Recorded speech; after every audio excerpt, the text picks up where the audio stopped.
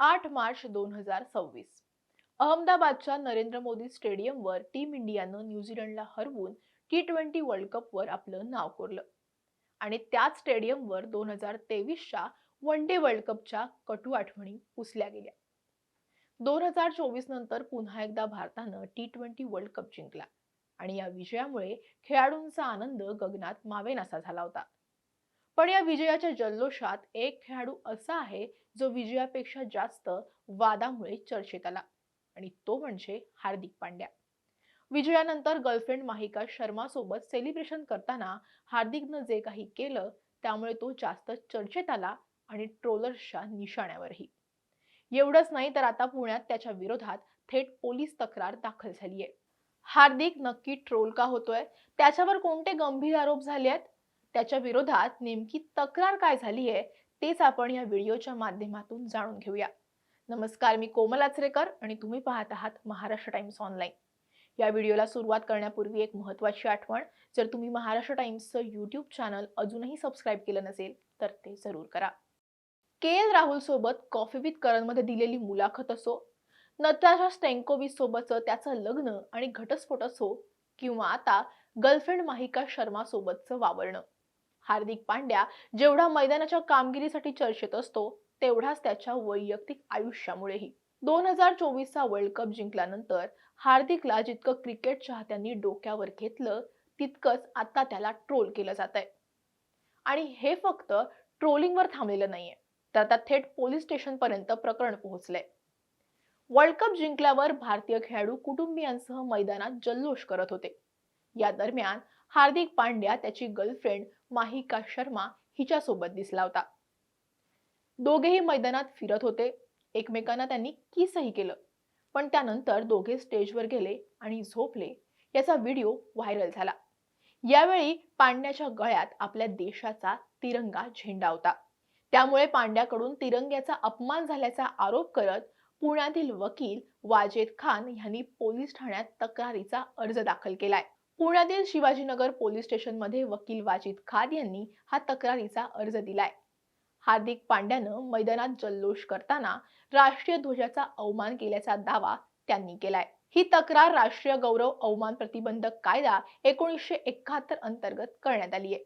विजय साजरा करण्याचा हक्क प्रत्येकाला आहे, पण तिरंगा अंगावर लपेटून अश्लील चाळे करणं किंवा तो जमिनीला स्पर्श होईल अशा पद्धतीनं वापरणं हे कायद्यानं चुकीचं आहे, असं वाजिद खान यांनी त्यांच्या तक्रार अर्जात म्हटलंय.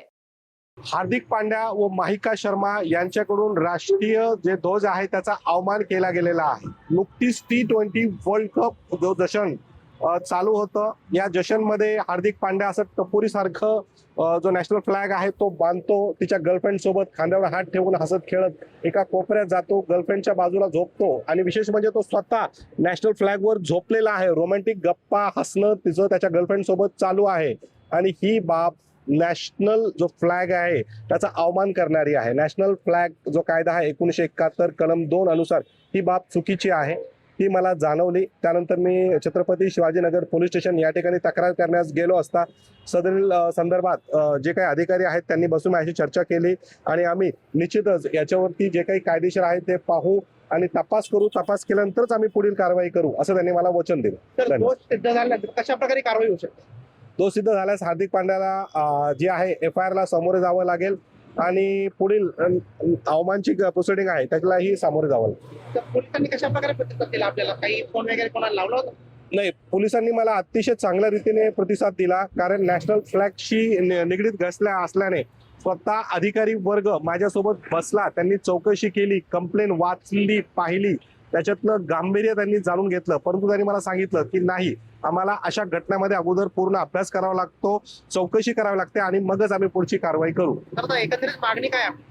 मागणी ही आहे की हार्दिक पांड्यावर FIR दाखल करण्यात यावी, कायदेशीर व्हावी आणि हार्दिक पांड्याने सगळ्या देशाची जगाची माफी मागावी.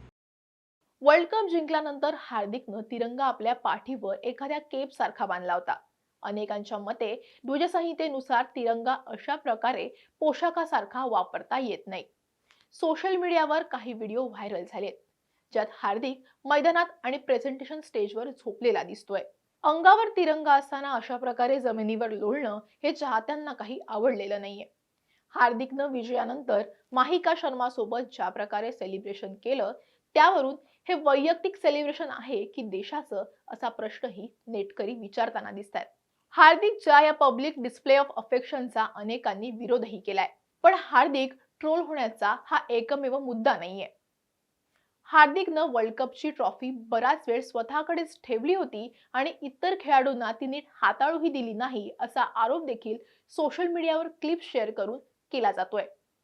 महेंद्रसिंग धोनी असो, रोहित शर्मा असो किंवा मग अगदी सूर्यकुमार यादव, कॅप्टननं वर्ल्ड कप हाती घेतला की तो ज्युनियर खेळाडूंच्या हाती सोपवायचा हा पायंडाच यांनी पाडला होता. अभिषेक शर्मा, ईशान किशन, तिलक वर्मा हे नौखे आणि पहिल्यांदा वर्ल्ड कप खेळणारे खेळाडू असताना सुद्धा हार्दिकच जास्त वेळ ट्रॉफी सोबत दिसला. पण हार्दिक पांड्या मात्र तसं करताना दिसत नाही. 2024 मध्ये जेव्हा रोहित शर्माच्या नेतृत्वात भारतानं T20 वर्ल्ड कप जिंकला होता तेव्हाही हार्दिक पांड्याच ट्रॉफी सोबत दिसला होता. हार्दिक पांड्याची वर्ल्ड कप सोबतची एअरपोर्टवरची एंट्री ही चर्चेत आली होती. पण त्यावेळी परिस्थिती काहीशी वेगळी होती. IPL मध्ये रोहित शर्माऐवजी हार्दिकला मुंबई इंडियन्सचा कॅप्टन केल्यानं त्याला मैदानावरच ट्रोलिंगचा सामना करावा लागला होता. मात्र हे सगळं बाजूला सारून 2024 ला हार्दिकनं परफॉर्म करत टीकेला उत्तर दिलं होतं. आता मात्र हार्दिकचं वर्ल्ड कप सोबतचं फोटो सेशन संपण्याचं नाव नव्हतं. विजय संपूर्ण टीमचा आहे, पण हार्दिक स्वतःला सेंटर ऑफ अट्रॅक्शन बनवण्याचा प्रयत्न करतोय अशा कमेंट्स फेसबुक आणि एक्सवर पाहायला मिळाल्या. हार्दिकने फायनलमध्ये चांगली कामगिरी केली, पण तरी मैदानाबाहेरील त्याच्या वागण्यामुळे चाहत्यांच्या भावना दुखावल्यात. राष्ट्रीय ध्वजाचा सन्मान राखणं हे प्रत्येक भारतीयाचं कर्तव्य आहे, मग तो सेलिब्रिटी असो वा सामान्य नागरिक. भारताच्या ध्वजसंहितेनुसार राष्ट्रीय ध्वजाचा वापर कोणत्याही प्रकारचं वस्त्र किंवा गणवेश म्हणून करण्यास बंदी आहे. तसंच तो कमरेच्या खाली लपेटणं हा सुद्धा गुन्हा ठरू शकतो. पुणे पोलिसांनी अद्याप यावर FIR नोंदवलेली नाहीये. वकिलांनी दिलेला तक्रार अर्ज स्वीकारण्यात आलाय असं सांगितलं जातंय. पोलीस या अर्जाची चौकशी करतील आणि त्यानंतर कारवाई करायची की नाही हे ठरवतील. जर यात तथ्य आढळलं तर हार्दिकच्या अडचणी नक्कीच वाढू शकतात. त्यामुळे हार्दिक पांड्यावर गुन्हा दाखल होतो की नाही हे पाहणं आता महत्त्वाचं ठरणार आहे. तुम्हाला काय वाटतं? हार्दिकनं खरोखरच तिरंग्याचा अवमान केलाय की त्याच्याकडून अनावधानानं हे घडलंय? हे आम्हाला कमेंट्समध्ये नक्की सांगा.